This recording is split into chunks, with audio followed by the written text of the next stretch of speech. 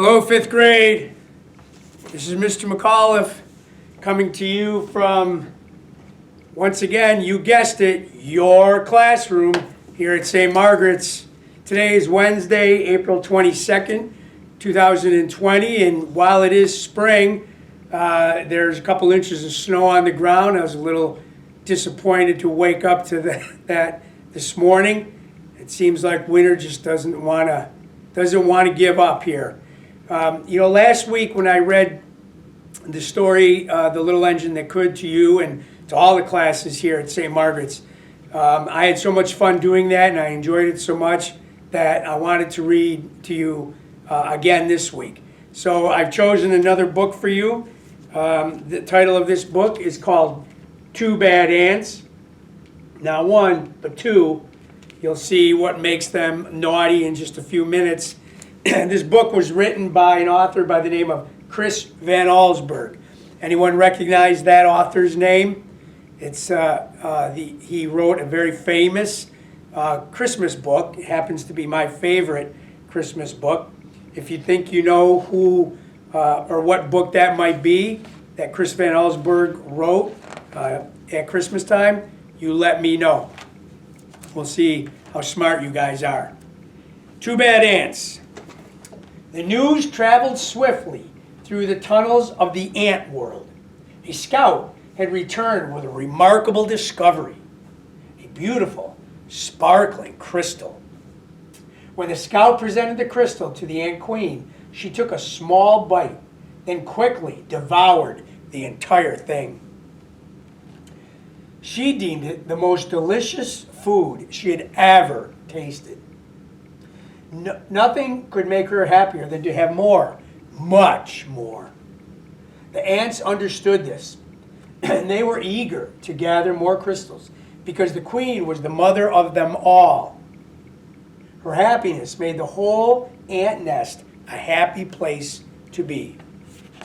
Remember that. When mom's happy, everyone's happy. It was late in the day when they departed. Long shadows stretched over the entrance to the ant kingdom. One by one, the insects climbed out, following the scout, who had made it very clear to all the other ants there were many crystals where the first had been found, but the journey would be long and dangerous. The ants marched into the woods that surrounded their underground home. Dusk turned to twilight, and twilight soon to night. The path they followed twisted and turned, every bend leading them deeper and deeper into the forest. More than once, the line of ants stopped and anxiously listened for the sounds of hungry spiders. But all they heard was the call of crickets echoing through the woods like distant thunder. Dew formed on the leaves above, and without warning, huge cold droplets fell on the marching ants. A firefly passed overhead that for an instant lit up the woods with a blinding flash of blue-green light. Soon, they were at the edge of the forest, and there stood a mountain. The ants looked up and could not see the mountain's peak. It seemed to stretch right into the heavens. But they did not stop. Up the side of that mountain they climbed, higher and higher. The wind whistled through the cracks of the mountain's face, and the ants could feel the force bending their delicate antennae. Their legs grew weak as they struggled upward, as they reached the ledge and crawled through a narrow tunnel. When the ants came out of the tunnel, they found themselves in a strange world. Smells that they had known all their life. Smells of dirt and grass and rotting plants. They had all vanished. There was no more wind, but most puzzling of all, it seemed that the sky was gone. They crossed smooth, tiny surfaces, then followed the scout up a glassy, curved wall. They had reached their goal. From the top of the wall, they looked below to a sea of crystals. And one by one, the ants climbed down into that sparkling treasure. Quickly, they chose a crystal and then turned to start their journey home.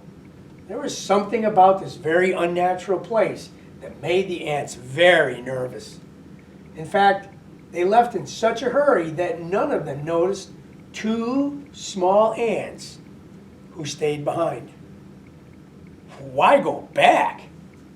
One ant asked the other. This place may not feel like home, but look at all those crystals. Yeah, you're right, said the other. We can stay here and eat this tasty treasure every day forever. Why go back to that hole in the ground? So the two ants ate crystal after crystal until they were too full to move and finally fell asleep. Daylight came, and the sleeping ants were unaware of changes that were taking place in their newfound home.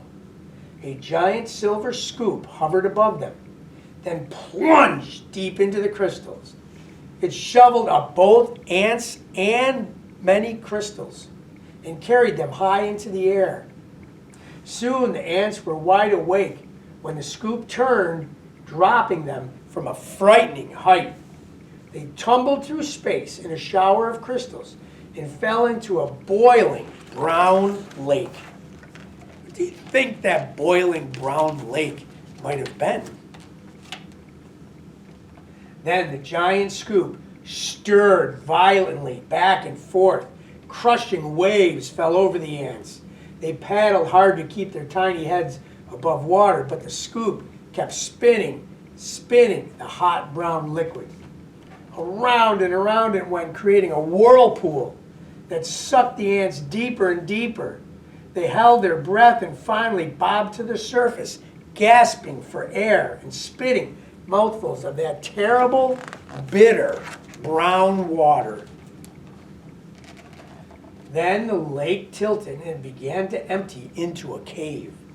The ants could hear the rushing water and felt themselves being pulled toward the pitch black hole. Suddenly, the cave disappeared, and once again, the lake became calm. The ants swam to the shore and found that the lake had very steep sides. They hurried down the walls that held back the lake. The frightened insects looked for a place to hide, worried that the giant scoop might shovel them both again into that hot brown water. Close by, they found a huge round disc with holes in it that they could neatly hide inside. But as soon as they had climbed inside those holes, their hiding place was once again lifted, tilted, and lowered into a dark space.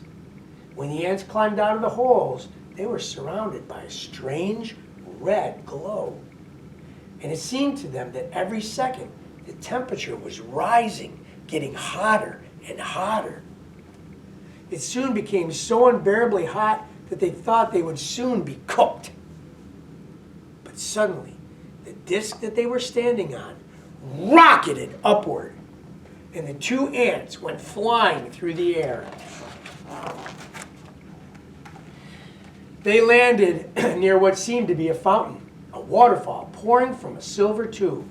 Both ants had a powerful thirst and longed to dip their feverish heads into the refreshing water. They quickly climbed along the tube down towards the rushing water. As they got closer to the rushing water, the ants felt a cold spray. They tightly gripped the shining surface of the fountain, and they slowly leaned their heads into the falling stream of water. But the force of the water was much too strong. The next thing you know, the tiny insects were pulled off the fountain and plunged down into a wet, dark chamber. They landed on half-eaten fruit and other soggy things. Suddenly, the air was filled with loud, frightening sounds, and the chamber began to spin around and around and around. The ants were caught in a whirling storm of shredded food and stinging rain. Then, just as quickly as it had started, the noise and the spinning stopped. Bruised and dizzy, the ants climbed out of that creepy chamber. In daylight once again, they raced through puddles and up a smooth metal wall. In the distance, they saw something comforting. 2 long, narrow holes that reminded them of the warmth and safety of their old underground home. They climbed up and into the dark openings. But there was no safety inside these holes. A strange force passed through the wet ants. They were stunned senseless and blown out of the holes like bullets from a gun. When they landed, the tiny insects were too exhausted to go on. They crawled into a dark corner and once again fell asleep. Night had returned when the battered ants awoke to a familiar sound. The footsteps of their fellow insects returning for yet more crystals. The 2 ants slipped quietly to the end of the line. They climbed the glassy wall and once again stood amid the treasure. But this time, they each chose a single crystal and followed their friends home. Standing at the edge of their anthole, the 2 ants listened to the joyful sounds that came from below. They knew how grateful their mother queen would be when they gave her their crystals. At that moment, the 2 ants felt happier than they'd ever felt before. This was their home, and this was their family. This was where they were meant to be. The end. I hope you enjoyed that story. Maybe a little message in there about greed and how things might always seem to be better on the other side of the fence or somewhere else. But really, being at home and with your family is really the best place to be. I miss my St. Margaret's family here at school, and I can't wait until we are all back here as one big family. Until then, make sure, boys and girls, that you listen to your moms or dads or grandmas or grandpas or whomever is helping you with your schoolwork at home during this time. And remember, be healthy, be safe, and be strong. Until next time, 5th grade, have a great day. Bye-bye.